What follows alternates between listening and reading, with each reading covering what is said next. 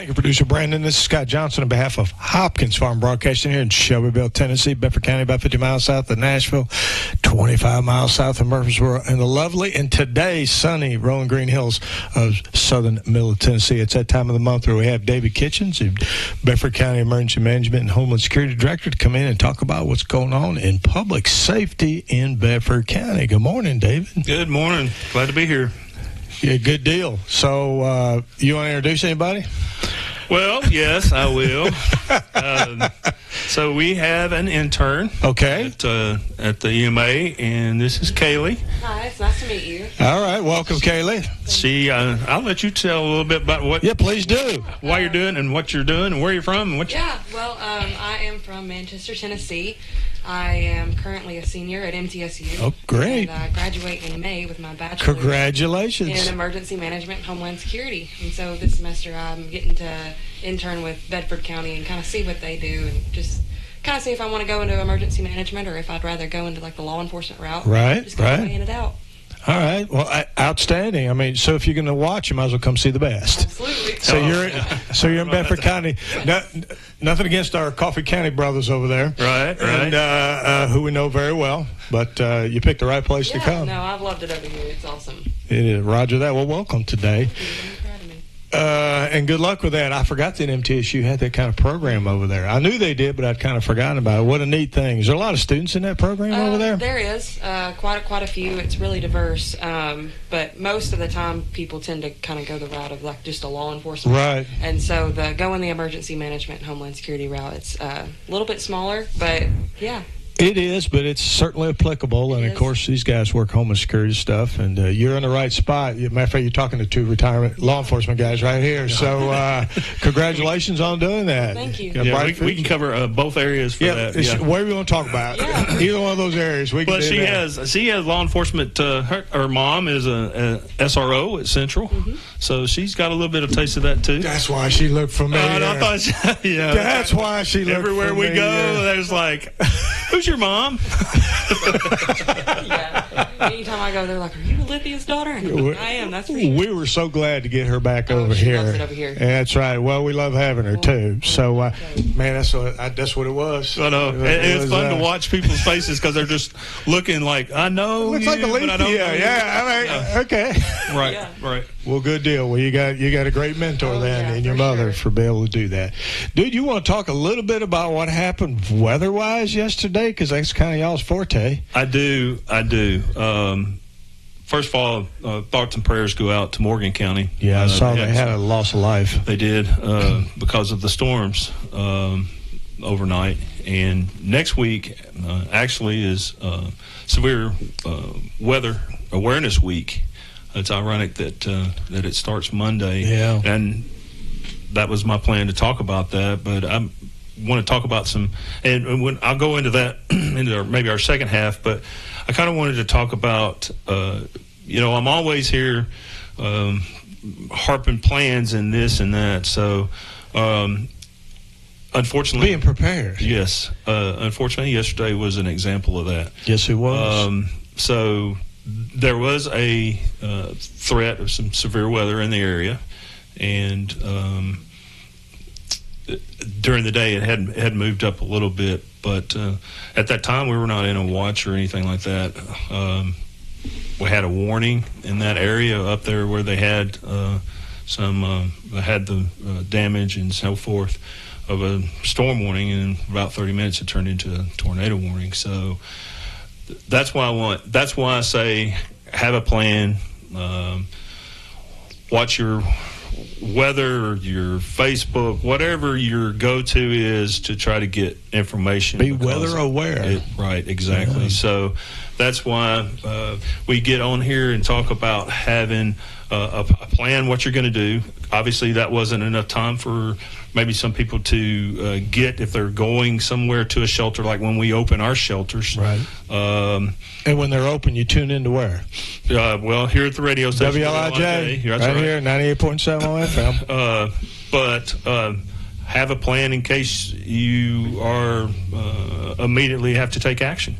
And having your things put together. Now, we knew that there was severe weather possible for the day. and you can get that information, like I said, from Facebook or Chevrolet Weather. Elijah does real well with that. Yeah. News, watching the weather on the news. So when you hear that we have or going to have or possibly going to have severe weather, that's the time to put your stuff together. Now, I'm a lot of times, if I know we're going to have severe weather, I'll put my stuff that if I have to leave quickly to get out, whether to get to somewhere safe in my own home or whatever, I keep that stuff together. So it's just pick it all up and I have it with me. But yeah, the importance of having a plan, and the plan helps you with knowing where you're going to go, because if you and one thing about the weather, a lot of times our weather comes at night, and a lot of times you are asleep or other things, and having that stuff ready instead of trying to get up in a panic because the weather radio goes off or things like that. If you have that right there with you, you can grab it and get to your safe spot in your home. Now, people, I say, what should I have? Just have some way, have a cell phone, make sure you try to keep that charged or take a charger with you if you can get somewhere, if you need it. Have some type of weather radio. WLIJ, we use WLIJ here to get information when we have storms in the area about just getting information out, what we need to know, where we're seeing issues or problems. The old hand crank emergency radio, having one of those, that way you don't have to rely on the battery. You don't have to, because you're going to forget to change them out. Right. And you may use that thing twice a year, but when you need it right now, right? And that's exactly right. Yeah. And having you a flashlight, it doesn't have to be a huge thing, just a small one. But one main thing is, and we tell people this, and you've heard me say this before, and you probably said it too in the past, we talk about anytime that you find yourself in danger, whether it's if you're involved in severe weather or if you're on the river doing kayaking or whatever, take you a whistle, because if something tragic does happen and you're trapped inside your home, people are going to come looking for you. And having something simple as a whistle, if you hear something outside, you can blow that whistle, and they can hear that. Kind of gives the rescuers a sense of urgency. That's correct. If they know for sure somebody's in there, yeah. A lot of people don't think of it as a simple thing of a whistle, just a noise notification that, hey, I'm in here and I can't get myself out. So, but it's just having a plan. It's critical. I know I've talked about it several times. But it is important, and unfortunately, like I said, last night was an example of that. That was a quick action thing. It's one thing that we were talking earlier about EMA, and what's one of our worst fears, and it's weather, because weather is unpredictable. And it can have a widespread impact. It can, and we look at and we watch the weather. And the weather service, that's what they do. Chevrolet Weather, they watch the weather. And it makes it easier if we have a line that we can see that's coming, and we can see how fast that's moving and what the weather has been behind that. And that helps us dictate what we're going to do as far as our storm shelters and things like that. When you have something like we had last night, was just a pop-up. Of course, if that would have been here, we wouldn't have had time to even get people to where they needed to be. So, and that usually happens at least once a year, where it's kind of what we call a surprise attack.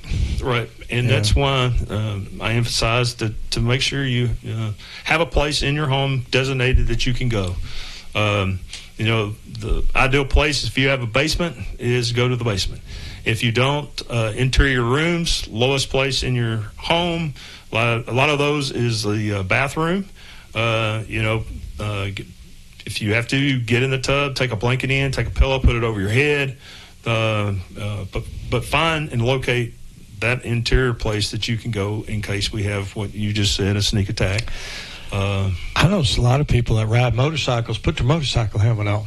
Right. Because I guess head injuries is the worst thing probably that happen to you with flying debris and stuff. That's correct. And it may seem kind of silly, but it might save your life. Right. And that's one of the safety tips that's come out. I don't remember where I saw that, but if you have children, what do they have? They have their bike helmets bicycle or helmets, whatever. Yeah. I mean, something's better than nothing. They may wonder why I'm putting my bike helmet on in the middle of the night, but where's my bike? Right, for safety purposes. I mean, that's the perfect example of some of the things that you can do. Then having, just once if something does happen and the weather causes damage and you are able to get out, the first thing is to make sure that your neighbors and so forth are well. But that's your second threat of severe weather, because you don't know if we have live lines down, electric lines, gas lines, or whatever. So a second line of storms coming through. Right, that's happened before. It has parallel lines, yeah. So, being aware. Everybody wants to help, and that's one thing we do in Bedford County is you're going to get some help. Yep. There's no doubt about it. But and we want people to check on their neighbors. We tell them all that, make sure you check on your neighbors, but also remember that there's other hazards out there after something like this happens. And obviously, down power lines and gas lines ruptured are pretty common. Right. Or trees down. Flooding, water gathering somewhere. Debris has all kinds of stuff in it, just being aware of, first, make yourself safe, and if you're checking on others, make sure you are safe doing that also. Roger that. Folks, we're talking to David Kitchens, the director of Bedford County Emergency Management and Homeland Security. We're going to take a 60-second break and be right back. When's the last time you've seen the eye doctor? Don't wait. Whether it's little Carter's first pair of glasses or keeping a good eye on your vision health as you age, your eyes are a precious thing. See personalized care for the whole family and friendly faces at Dr. Hasty Family Eye Care on 605 North Main in Shelbyville, across from the U.S. Post Office. Striving to bring you excellence in optometry every single day. Don't put your family's vision off. Make an appointment today at 931-684-2020. Personalized eye care for the whole family at Dr. Hasty Family Eye Care. Visit Kincaid Service Company today to experience the superior comfort of a Serta mattress. Serta has pioneered sleep innovation for more than 90 years, bringing quality products to more than 150 countries worldwide. Serta Comfort is validated by consumers with thousands of 5-star reviews and are designed and assembled in the U.S. at one of Serta's state-of-the-art facilities. Serta's award-winning mattress collections are created by providing superior comfort along with overall support and breathability. Get Serta Comfort by visiting Kincaid Service Company in Shelbyville. Online at kincaidservice.com. Here in Shelbyville, Tennessee, Bedford County. It's that time of month where we have David Kitchens in here, the director of the Bedford County Emergency Management Home Security Agency, talking about public safety issues here in Bedford County. We're talking with him today about weather and his intern, Kaylee, from MTSU. Yep. And David, one of the things that I guess folks just kind of need a little reminder that tornado or tornadic type weather in Tennessee, this isn't just a springtime thing or fall. This can happen any month of the year in Tennessee. That's correct. Just like we had, it's February, 1st February. We have them in November. We have them in December, don't we, Scott? Yes, we do. We have them on Christmas Day, don't we? Yes. Chief Phillips called me. Hey, I think we had a tornado. No, we didn't. Yes, we did. Yeah. So, yes, any time of the year. Now, spring is dedicated to time of the year that we have severe weather, and that's because the seasons are changing. If you notice, or if you didn't notice, enjoy the warm weather last week. Oh, man. But we had warm weather, and we did have a cold front come through. And you're probably thinking, as soon as the warm weather comes, uh-oh. Yes. Because we know it's February. It's going to turn cold again. That's correct. And when those two fronts bump up against each other, that cold and warm air, it's trouble, right? That is right. So that's one of the things is that seasons are changing. That causes that. So, like yesterday was, I think Nashville had a high record. I forget what it was, but close to it if they didn't make it. But we had the storms and the passage of the front, and we're 50 degrees today, like 45, 47, something like that. So tomorrow will be warm again, and it's going to turn cool for next week, but not any severe weather in the outlook right now. But anyway, that's why that is. It's associated with the springtime, but it's not always the springtime. I think there literally been tornadoes every month of the year in Tennessee. Right. I mean, it's not that common this time of year, but it can happen, right? And like we've talked about before, we've always heard about Tornado Alley. It's always been in the central U.S. Like Oklahoma, Arkansas, Texas. Right. That's moved over. That's shifted. Exactly. That's kind of moved over, so we're kind of in that area too. So for severe weather forming and being a little bit more, you don't know what you're going to get, of course, until it is moving through. But like I said earlier, make sure you pay attention to the weather and understand what a warning is. A watch is conditions are favorable. Heads up. Right. They're not here yet. Right. Pay attention, be weather aware, right? Conditions are favorable for weather. Mm-hmm. And then a warning is we have weather. You need to find cover like right now. Right. So the Weather Service in the last couple of years added also a tornado emergency warning, which that is the highest extreme as you can get. And what they do that is if they have a tornado that they have followed that in the past has shown significant damage, winds, and things like that, they'll issue a tornado emergency. So that would be your highest. But tornado watch, that's pay attention. Exactly. Figure out where you're going to go. Watch. Figure out what you're going to do. Yeah. Prepare for what you're going to do. In case we can move to the next level of warning. In Tennessee is so, golly, what do we say in Tennessee? Wait 15 minutes, the weather will change. Yes. I mean, especially in Middle Tennessee. And folks don't realize, that weather coming down from the north and that warm weather coming up from the south. And like I know yesterday they were predicting most of that weather, kind of where it ended up, right? Up on the plateau, kind of the northern half, if we have that in Tennessee. But that could easily have shifted, right? That's correct. Could have shifted down to us. That is correct. Fairly easily. And you can look at, a lot of times they put the maps out. They have the index of 1, 2, 3, 4, 5, or whatever. Right. And really, a lot of times Bedford County is right on the line in many of these cases. Bedford County split in half usually, right? So they say 50 miles either way, either side of that line. But that line could drop down, switch or whatever. So that's why you just need to stay aware of that. In the month of February, normally our biggest issue is what? Ice storms, right? Correct. The potential for ice storms and widespread power outages and low temperatures and being stuck at home. And right. So it wasn't that long ago. We just narrowly missed that. So well, we're not through February yet. No. I would definitely pay attention to that and be prepared to be in your house for 3 days. Like I said, next week is severe weather awareness week. So our office, and we talked about having building plans and having things, and that's going to be repeated next week also. If you have Facebook or on Facebook, if you look at our Facebook page, we're going to list different day means something different in information and tips on those things. I'll just kind of give you an idea. Okay.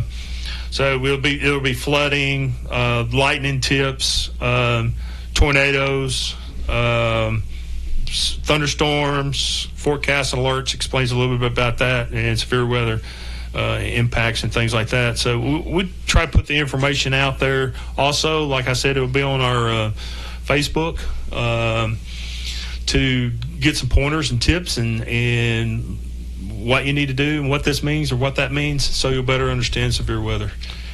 Roger that. Pay attention. Be weather aware. That's right. Let me ask Kayla something about that program she's involved in over there.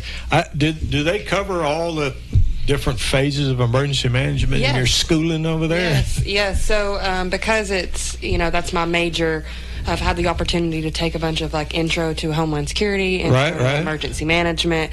One class particular that kind of ties into this is I took a disasters in criminal justice class.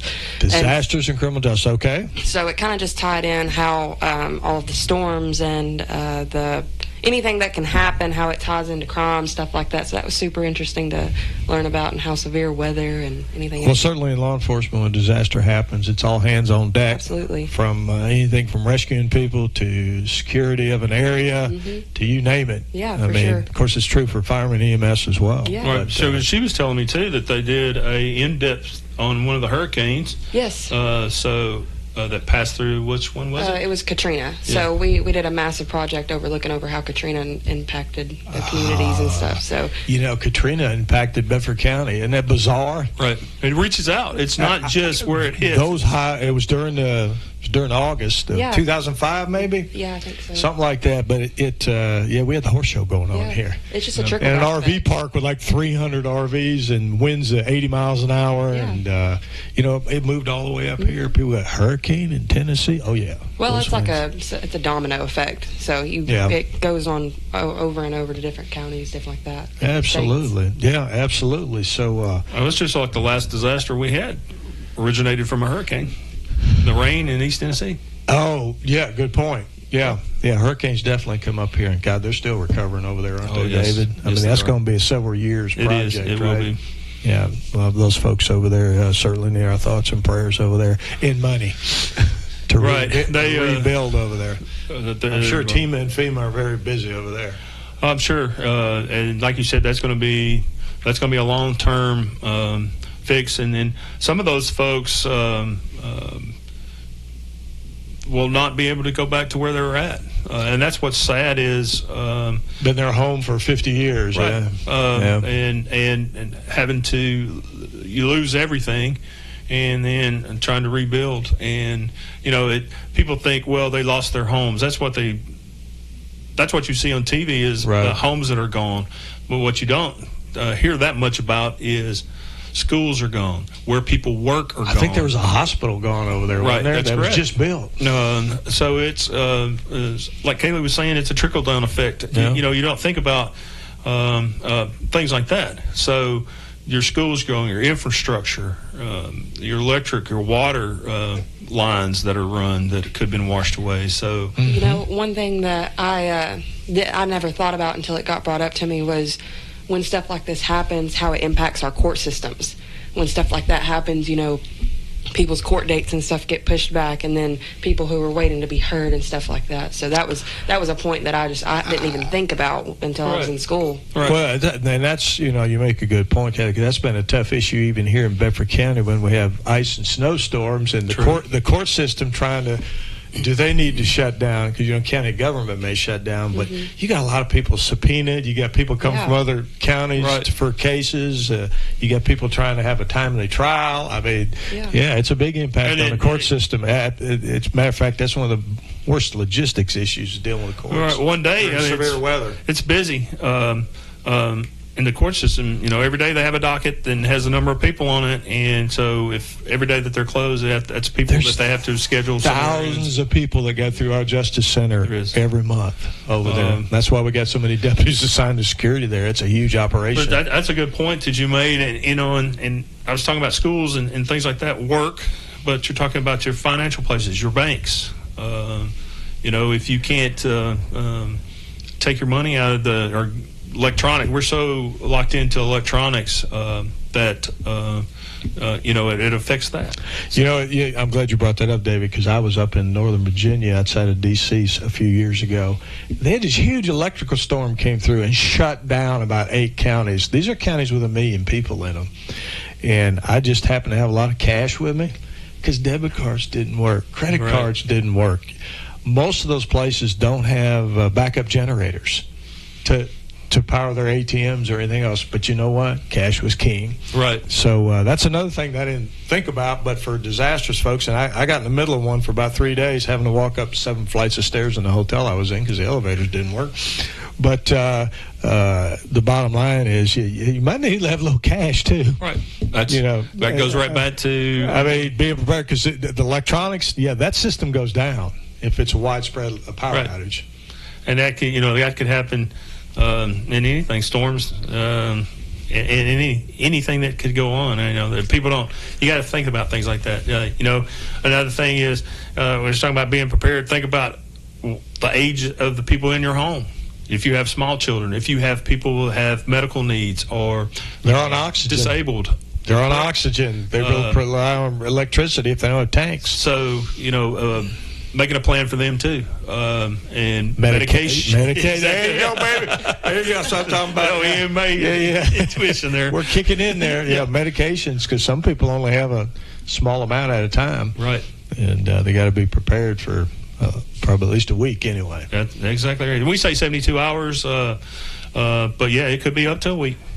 Or it could be in East Tennessee a long while. And the folks, in public safety always say, be prepared for at least 72 hours, 3 days or so, because there may not be enough government resources, because you can't afford to have all the people you need in a huge disaster there right away.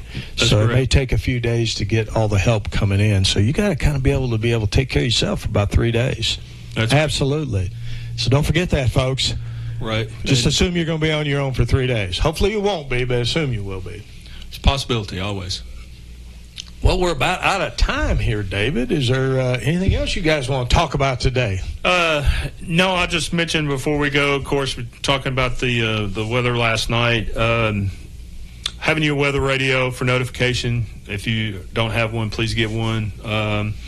That helps. We have the notification for the county. You can find that at bedfordcounty911.org. You can sign up for that. You'll get notifications for not just severe weather, but also if we have any other type of events that happens that we need to push information out, evacuations, things like that in our county.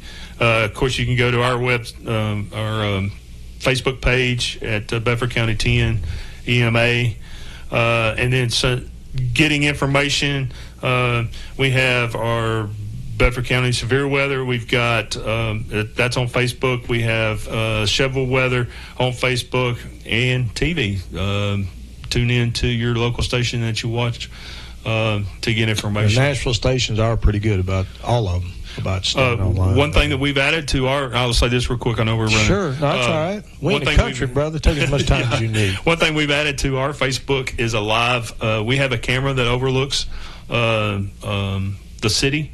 We can rotate that. We got that to help us monitor the weather, also to see the things that are coming in.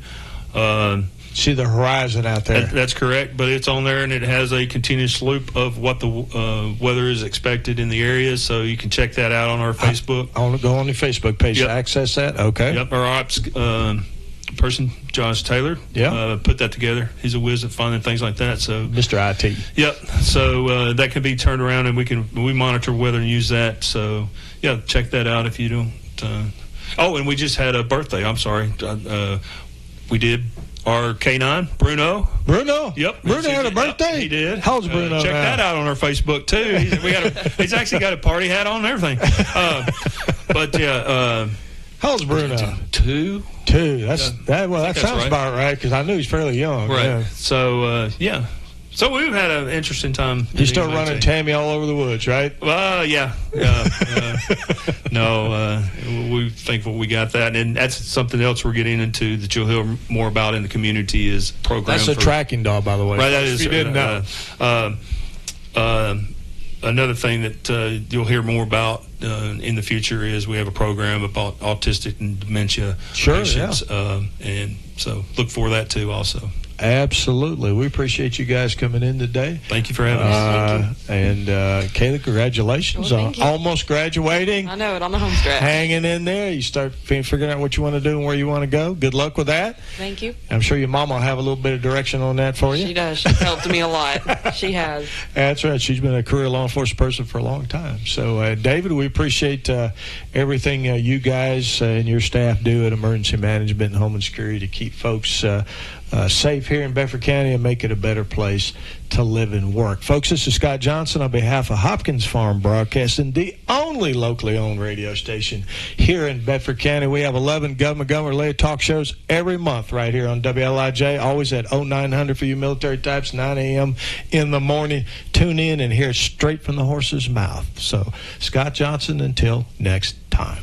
Kincaid's is proud to offer Beauty Rest Black to our customers. Beauty Rest Black represents a leap forward in bedding with sleep climate technology keeping you cool and triple-stranded pocketed coils to give you luxurious support all night long. Wake up refreshed and ready to take on the day with a new Beauty Rest Black mattress from Kincaid Service Company, 400 Madison Street, Shelbyville, across from the Speedway gas station, 931-684-5662.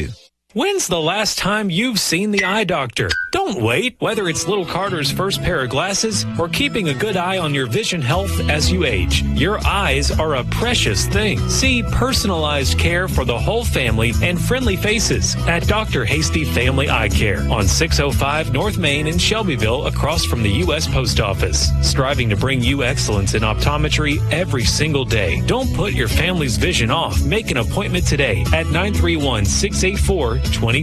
Personalized eye care for the whole family at Dr. Hasty Family Eye Care.